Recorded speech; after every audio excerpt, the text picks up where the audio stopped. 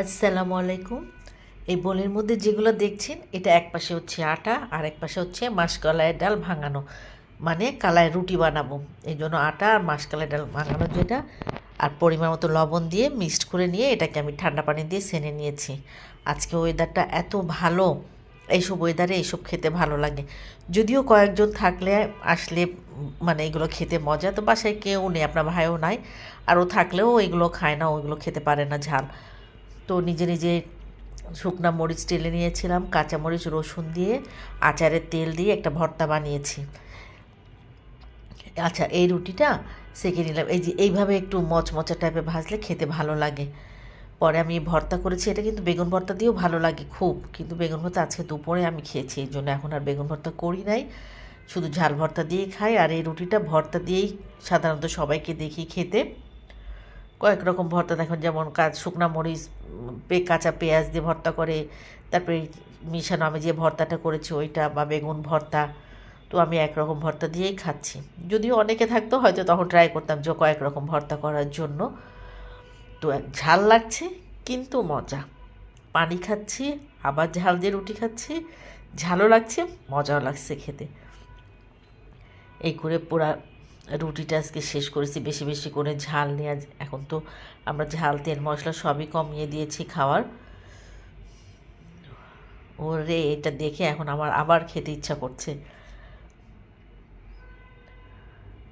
তারপরে ঠান্ডা পানি।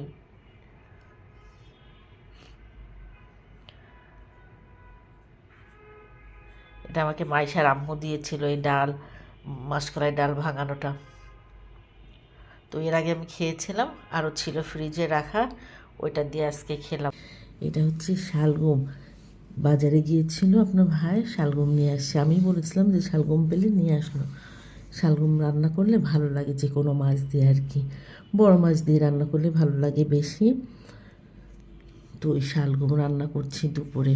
অনেক দিন আপনাদেরকে রান্নাবান্না দেখানো হয় না, এই জন্য আজকের ভিডিওটা সব রান্নাবান্না, বাসায় কি কি করলাম এইগুলোই রয়েছে আর কি। তো শালগমটা আমি আগে একটু সেদ্ধ করে নিয়েছিলাম। শালগম, পটল, ডাঁটা এগুলো রান্না করলে আমি আগে একটু লবণ দিয়ে সেদ্ধ করে নিই, তা নাহলে আমার কাছে মনে হয় কি এটা সেদ্ধই হয় না একদম। কিন্তু এমনি যখন আমি লবণ দিয়ে একটু সেদ্ধ করি তখন খুব তাড়াতাড়ি সেদ্ধ হয়ে যায়। যার কারণে আমি এই তিনটা জিনিস রান্না করার আগে একটু লবণ দিয়ে সেদ্ধ করে নিই। এদিকে চিংড়ি মাছ আলু দিয়ে পালং শাক রান্না করব।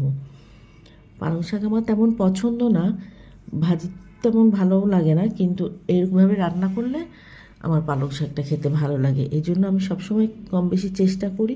ও আবার ভাজি পছন্দ করে আপনাদের ভাইয়া, এই জন্য আমি কম বেশি চেষ্টা করি যে একটু তরকারির মতন ঝোল ঝোল করে রান্না করাটা আর কি। এই জন্য পালং শাক দিয়ে আলু দিয়ে আর চিংড়ি মাছ দিয়ে একটু ঝোল ঝোল করে রান্না করলাম। কালারটা দেখেন কত সুন্দর লাগছে। যদিও আমি কাঁচামরিচ দিয়ে রান্না করেছি, এই জন্য কালারটা একটু ডিফারেন্ট হয়েছে। শাক জাতীয় জিনিস রান্না করার সময় আমি একটু কাঁচামরিচ দিয়ে চেষ্টা করি রান্না করা, তাহলে ভালো লাগে বেশি। এদিকে আমার মাছ দিয়ে শালগম রান্না হয়ে গেছে, সব নামাজে গেছে। আমাদের বাসায় তো নামাজ পড়ে মানে আসার সাথে সাথে টেবিলে যাতে খাবার রেডি হয়ে থাকে, এর মধ্যে আমি সব নামাজ কালাম শেষ করে নিয়ে পরে ওরা আসার আগে টেবিলে সব আমিও রেডি করে ফেললাম খাবার দাবার। ফায়াজও আসছে, বেশ অনেক দিন পর ফায়াজ আসছে। পরে যে আমরা তিনজন খেতে বসলাম।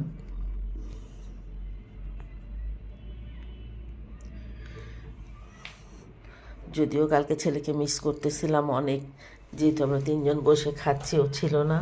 আমরা দুইজন খেলে মনে পড়ে না তারা, কালকে একটু বেশি মনে পড়তেছিল যে এর আগে আমরা চারজন একসাথে বসে খেয়েছি নামাজ পড়ে আসার সাথে সাথেই।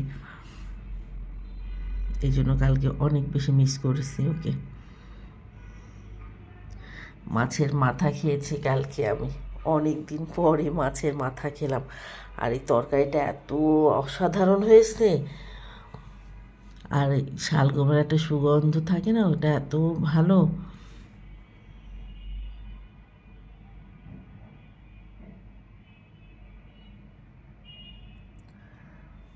আর একটু এই শালগমের তরকারিটা এরকমই একটু বেশি ঝোল না আবার একদমই শুকনা না, একটু এরকম ঝোল ঝোল রান্না করলে বেশি ভালো লাগে। বিকালে নুডলস রান্না করছি, বাচ্চারা সব আসছে, মারিয়া মিনহারা আসছে, আরাফ আসছে। মারিয়ার এখনও পরীক্ষা শেষ হয়নি, মিনহার শেষ হয়ে গেছে, তা সব এখনই প্ল্যান। অরণিও আসছিল, পর অরণি চলে গেল, ওর তো এখন এক্সাম শেষ হয়নি। পিকনিক করবো কবে, কেউ বলছে ফ্রায়েড রাইস রান্না করো, অরণি মারিয়া বলছে ফ্রায়েড রাইস করো, আর আরাব বলছে বিরিয়ানি করো। এইসব নিয়ে চলে, এখনও পর্যন্ত ডিসাইড হয়নি যে কী রান্না হবে। পরে তো অরণি চলে গেল, ওরা বসে বসে এখানে কি স্লাইম দিয়ে কী কী সব খেলতেছে। তো ভাবলাম বাচ্চারা এসছে, ওদের জন্য একটু নুডলস রান্না করি। আর সকালে তো পুডিং করেছিলামই, সব খেলতেছে ইচ্ছা মতন। পরে রান্না কমপ্লিট করে একসাথে সবাই টেবিলে বসলাম খেতে। আগে সব নুডলস খেয়েছে, নুডলসে তেমন ঝাল দেয়নি, তো বাচ্চারা পছন্দ করেছে। আর এই শীতের সময় ফুলকপি গাজর দিয়ে নুডলস রান্না করলে অনেক ভালো লাগে খেতে। আর কুকুরা নুডলসটা আমাদের একটু কমই খাওয়া হয়, কিন্তু সেদিনকে নিয়ে আসছিল আপনাদের ভাই, আমি বলছিলাম নিয়ে আসছি, পরে রান্না করছি এই যে ফুলকপি দিয়ে রান্না করব দেখে। সব সস নিয়ে একদম বেশ ভালো মতন করে সব খেয়েছে কালকে।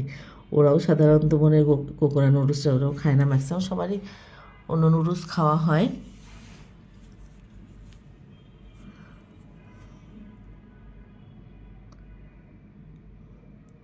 আর আপকে অনেক দিন পরে পেলাম, অনেক দিন পর বলে আমি গেলে ওর সাথে কথা হয়, কিন্তু বাসায় তেমন একটা আসে না, ধরবো যাওয়ার পর আসে না তেমন। সবাই ভালো থাকবেন, আল্লাহ হাফেজ।